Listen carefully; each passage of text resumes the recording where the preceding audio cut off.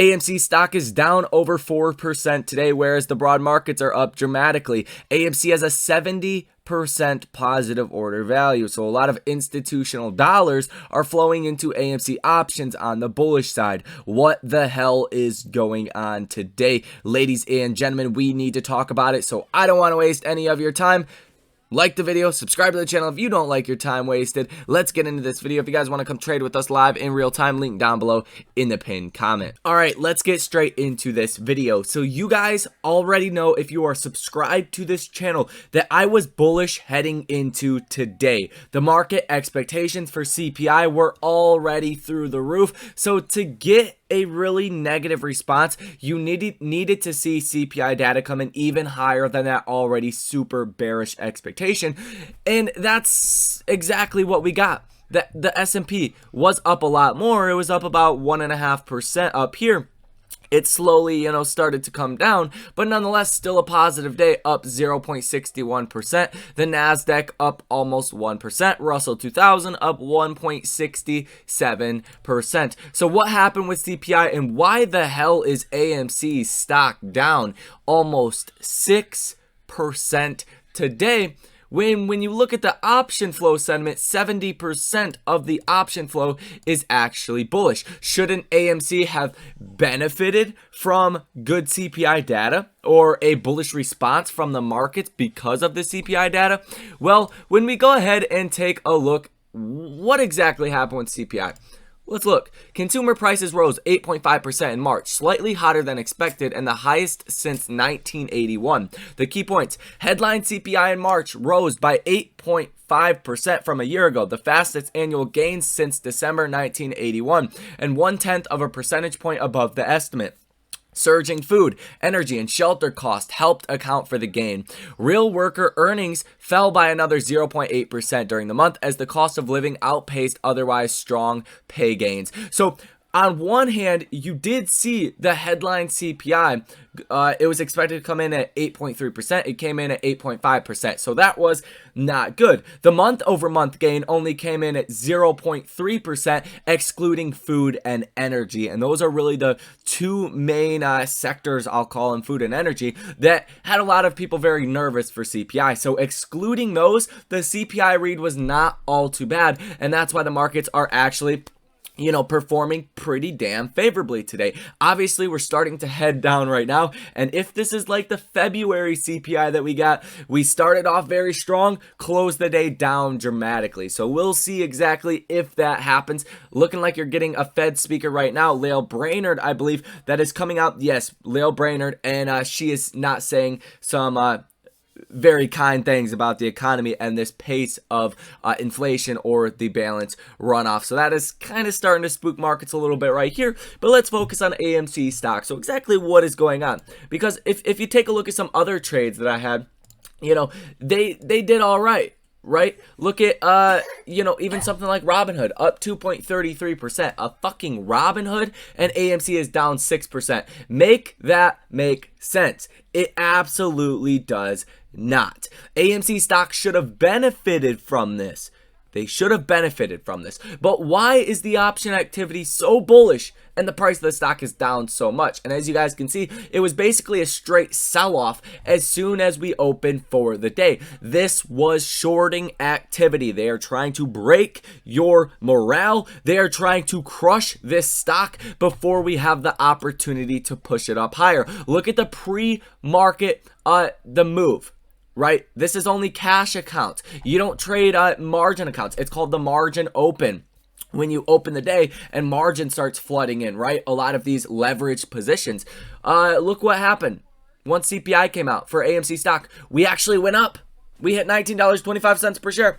As soon as market opens, what, all retail started to sell? Absolutely not. That is bullshit. There's a lot of shorting that is going on. They are trying to break your morale. I have to say that twice just so everybody fully understands that. They want you to sell. They want you to get out of your position. So like we seen yesterday, that same shit doesn't happen to them over and over again, right? Markets went down into the close. AMC stock ripped into the close. It's very obvious what is going on here. And I know you guys are going to see some FUD videos out there, and that's the last thing that want you guys to only hear is, it's dead, that they're just gonna control the stock. Yes, they are controlling the stock here and there, but when we get a catalyst, that's going to be the key. You cannot use these same tactics to short a stock into the ground like AMC today, right? Down 6%, when there is a fundamental good news catalyst that does come out. It simply does not work that way. Now, we're going to circle back and talk more about AMC in just 1 second, but this is why the macro trend environment catalysts are so important. Now, I did not expect to see a big down day on AMC like we see today because of good CPI. It goes against all logic. It goes against what we've seen in pre-market. And I really think that is really the proof of manipulation here. Look at, the CPI move. This was a CPI gap up and rally. Cash open starts, margin open starts, straight down into the ground. So I want to put that out there. But let's talk about the other catalyst of what else is happening today. So Putin warns Russia cannot be isolated. US and UK investigate reports of chemical weapons attack. Now, that has not yet been verified. I'm sure once that is verified, that's going to be some downward pressure on the markets. We have not seen a chemical weapons attack since Syria that I'm aware of, and that was not a pleasant time for the markets. Nonetheless, when that happened, there was actually a flash crash around that time in 2014, 2015 because of the first Russian invasion, as well as some other things that were going on at the time. And that really has the oil markets going crazy today.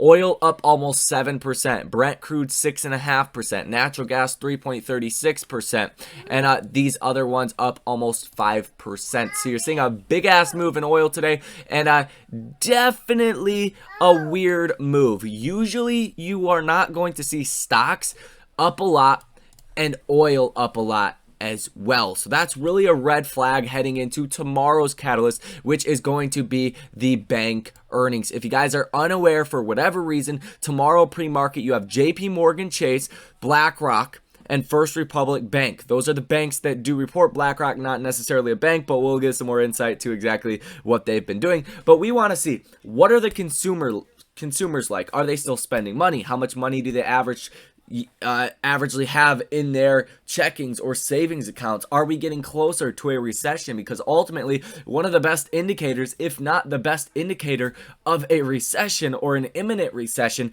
is how is the consumer doing? What are their debt levels look like? What are their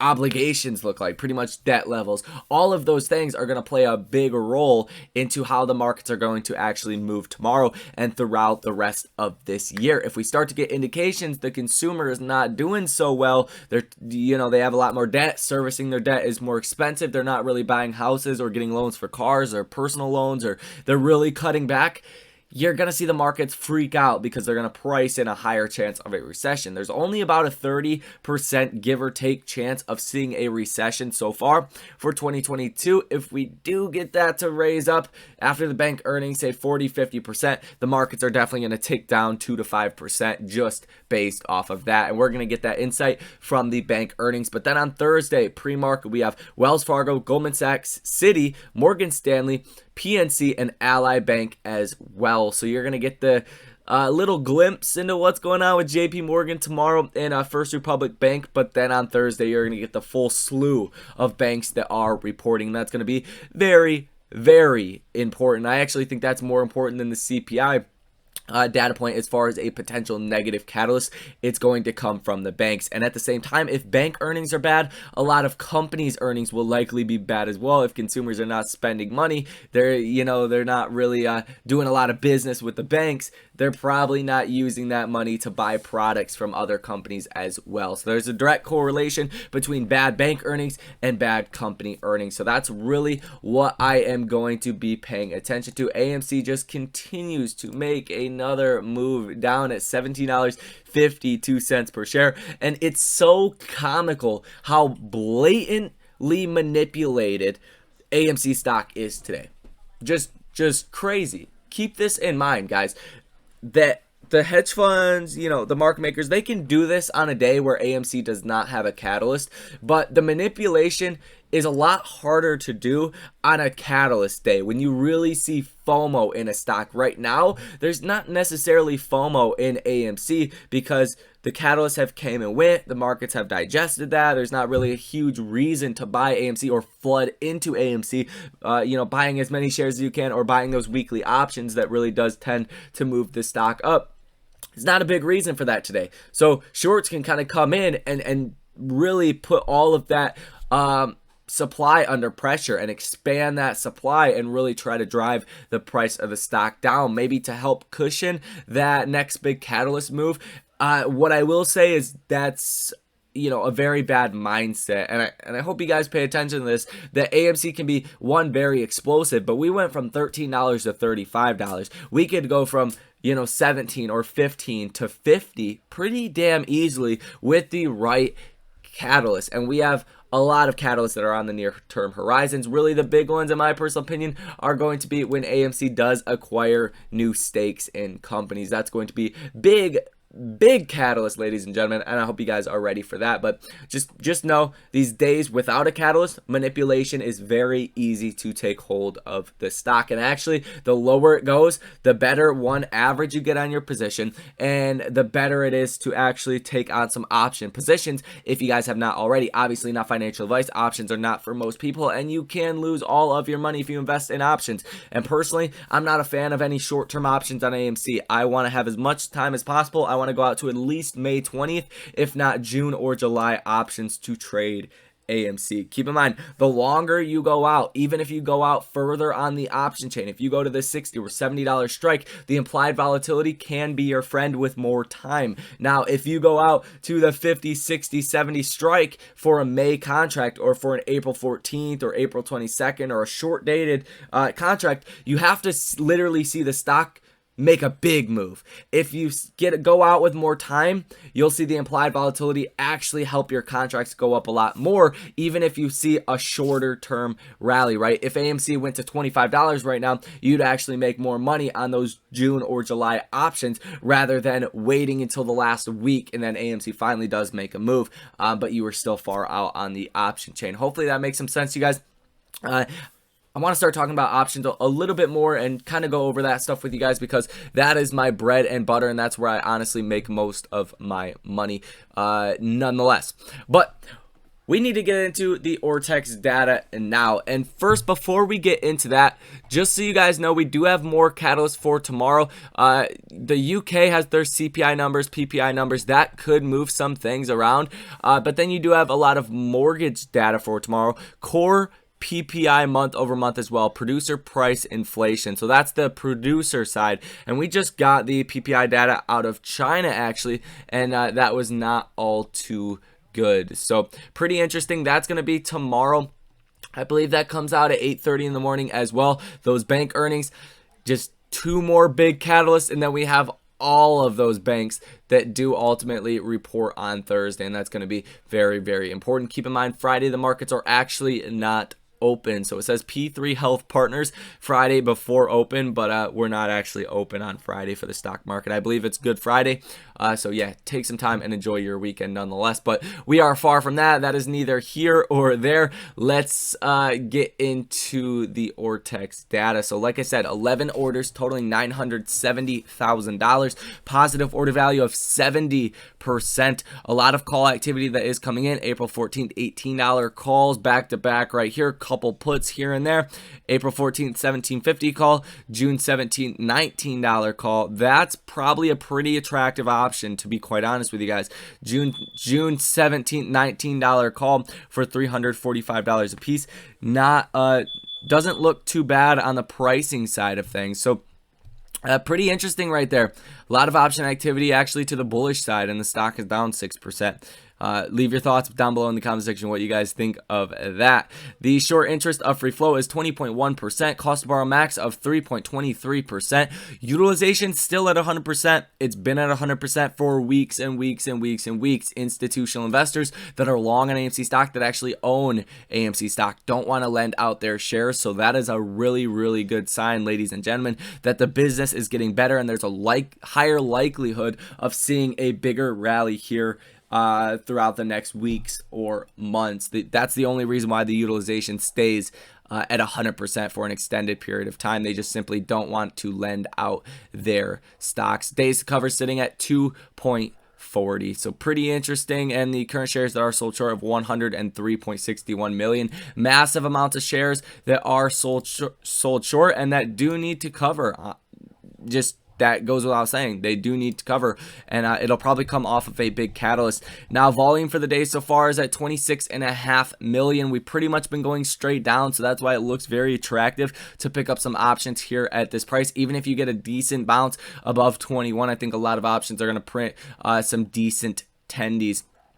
Next level though, if we do see a bad day tomorrow as well, bad bank earnings, bad PPI data, then you're falling back down to $15 per share. So do keep that in mind. There is still some downside risk if you get a bad day tomorrow. We are now under the 50-day moving average. We actually closed above that yesterday. So this is really a big deal today. Hedge funds are trying to keep it under the 50-day moving average. If the markets do recover a little bit, towards the end of the day, that's going to be a key to watch out for. See if we can close above the 50-day moving average. The MACD is now incredibly bearish. The RSI is lagging behind just a little bit at 42.77, but still heading into that severe oversold level. Now, if we have a good day tomorrow, to see the stock go back to close to 20, 1950, we were at that in pre-market. 20, 21, it's not off the table. It's going to be very, very, very important what the banks say. I hope you guys do realize that. But personally, I'm not a big fan in this market environment of just playing one direction or the other on the banks. If anything, I would play both directions, but I think I'm just going to wait and see what the reaction is in the morning. Maybe get some hedges by the end of the day today, but it could go either way with the banks and the consumer. Could go either way. So that is basically going to be all for this video. The key here, it's manipulation. There's no catalyst. There's no real reason to FOMO into the stock. So manipulation is very easy to do on days like today. The markets are actually coming down in a very dramatic way as well. So we'll see if we can break back down to that 440 level where we were when that CPI data actually did come out and we did get that gap up. I'm going to go ahead and mark that right here. That's going to be very important. If we close lower than the CPI price that we were at before this came out, shit's gonna get very, very interesting, probably pretty bad in the market. So wow, that was a lot to cover. Hit the like button, subscribe to the channel if you guys found any value out of this video, and if you guys want to come trade with us live in real time, link down below in the pinned comment to do so for that one. Thank you guys for watching, and I will see you in the next